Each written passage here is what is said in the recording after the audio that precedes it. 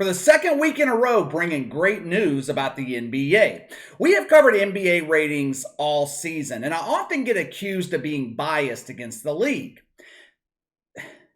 It's not that I'm biased, it's that I'm honest. When I look at NBA ratings, I don't just compare them to last season or the COVID season of 2020. I like to look at comparisons over 4 to 5 years. The media, they are hyping this past NBA regular season as the highest in 3 years, which is true. But like I say all the time, it's another example of the mainstream media giving you a partial truth. Had it not been for the record lows set the past 2 years, the 2021-22 NBA regular season would have been the least watched on record. But that's okay. That's okay. Because the NBA has bounced back when it matters most, the playoffs. I was expecting to see a decline in viewership for the second week of the first round of the playoffs, but I was actually pleasantly surprised with these numbers. So far, the NBA has been able to maintain their momentum. Now let's go ahead and look into these ratings. Then I'm going to tell you what this means for the NBA going forward. We're also going to get into the USFL ratings for week 2, but let's go ahead and start with the NBA. So far, first round games on TNT are averaging 3.3 million viewers. This is a dramatic increase over 2020 and 2021, but it's also a 7% increase over 2018. Now, the composite numbers aren't available yet from ESPN and ABC, but they are reporting a multi-year high once the numbers are released. Each night of the postseason, the NBA has been the most watched show on television, and more importantly, number one in the key 18 to 49 demographic. The most watched series of the first round, Nets Celtics, no surprise, which averaged 4.8 million across all 4 games. Guess who else? Guess who else has been a nice draw for the NBA? My Pelicans, Pels Suns. They have accounted for 2 of the 10 most watched games. Game 4 Sunday night, nearly 4 million viewers on TNT. Warriors Nuggets. As uncompetitive as that series has been, Warriors Nuggets also drawing good numbers. The matinee on Sunday afternoon, nearly 6 million viewers on ABC. It peaked at almost 8 million at one point. Grizzlies T-Wolves, they've been decent, drew 3.7 million Sunday. For the most part, the NBA has been carried by these 3 or 4 series in the first round. Now, even though the NBA is bouncing back nicely, the news is not all good. I have been saying for a while, Giannis is not a draw. You look at ratings for the NBA Finals last year, they were struggling to hit 10 million. Outside of their second round series against the Nets last year, Giannis and the Bucks, they struggled to draw back the casual viewer. Kevin Durant drew the casual fan for that series, and if I'm not mistaken, Game 7 between the Bucks and Nets last year was the most watched game of the playoffs until the NBA Finals. Now, I eased up a bit on Giannis last week because Game 1 against the Bulls popped a good number, 4.8 million. But that's where the good news ends. Game 4 Sunday, ABC, 3.6 million. Pretty good, about average for this year's playoffs. But Game 3 Friday night on ABC, 1.9 million. Less than 2 million viewers on free television. It was the least watched NBA playoff game on broadcast television in the history of the league.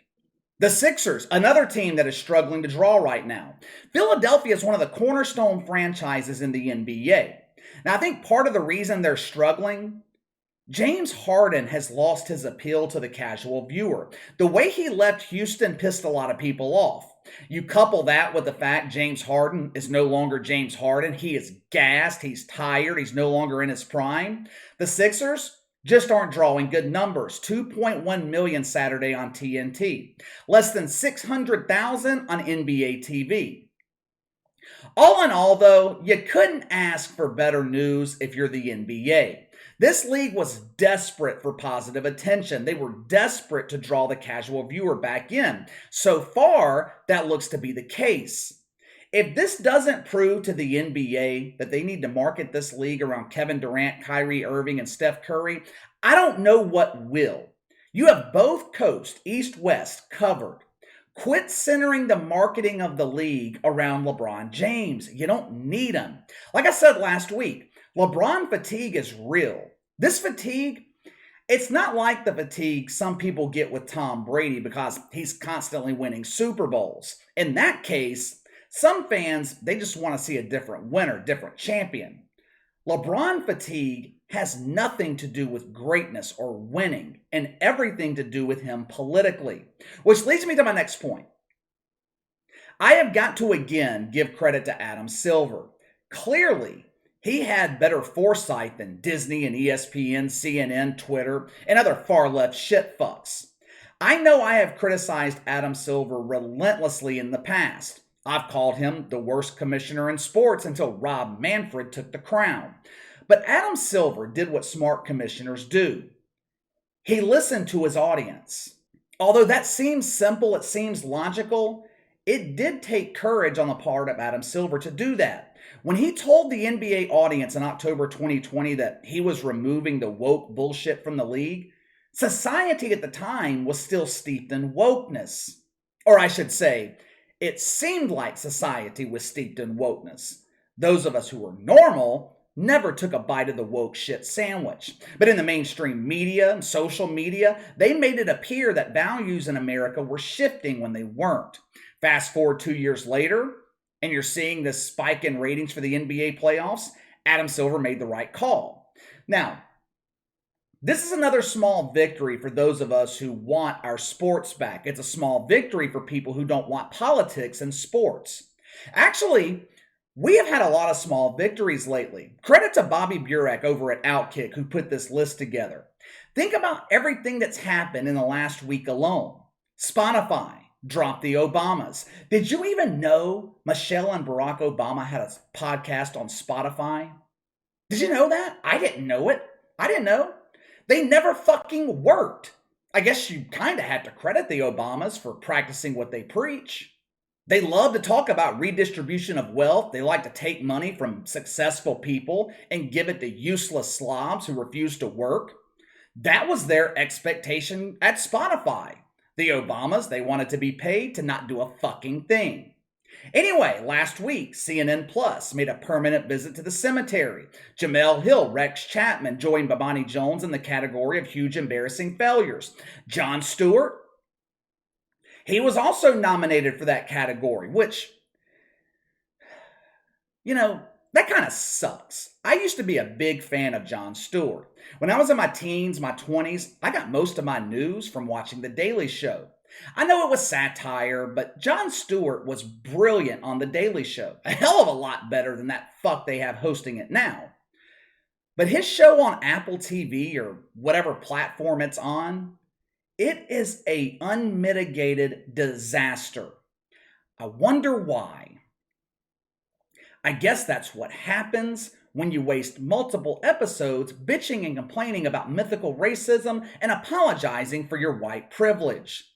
Monday, Elon Musk buys Twitter, which caused numerous social justice warriors to immediately delete their Twitter accounts.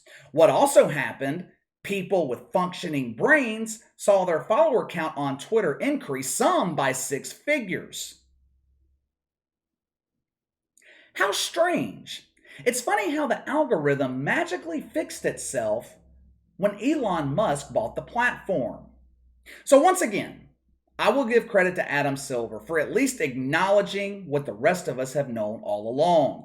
America is not woke. All right, let's wrap things up with USFL ratings. As expected, ratings for week 2 of the USFL saw a drastic decline. They hit over, I think it was 3 million viewers with their premier game, first game of the season. They will likely never see that number again. All games across week 1 in the USFL averaged about 1.5 million viewers. The crazy thing is, this fucking league won't hit 1.5 million in attendance this season. I'll show you that in just a second. Ratings for week 2 in the USFL dropped almost 60%. They averaged 661,000 viewers last week. That is not sustainable. These games are broadcast on Fox and NBC, broadcast television. Now, the media, they're comparing these ratings to the XFL and the AAF or AFF or FAA, whatever the fuck that bullshit league was called a couple of years ago. But that comparison's irrelevant. It doesn't matter what those leagues drew week 2, which, by the way, the XFL averaged 2 million for week 2. All that matters to NBC and Fox is what the USFL is drawing today, which is shit. Over at the Sportsbook, we have taken several prop bets on whether or not the USFL is going to make it through the regular season.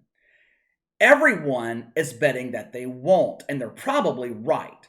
A 57% drop from week 1 to week 2, that is a bad sign. That has cancellation written all over it. That means over half your audience wasn't entertained enough to stick around. That number likely will drop double digits again for week 3. Now, what's even more troubling? Attendance.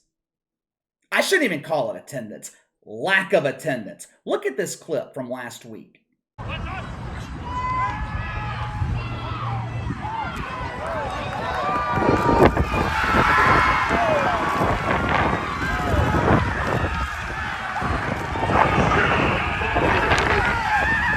Does that look like a league that will exist come Memorial Day?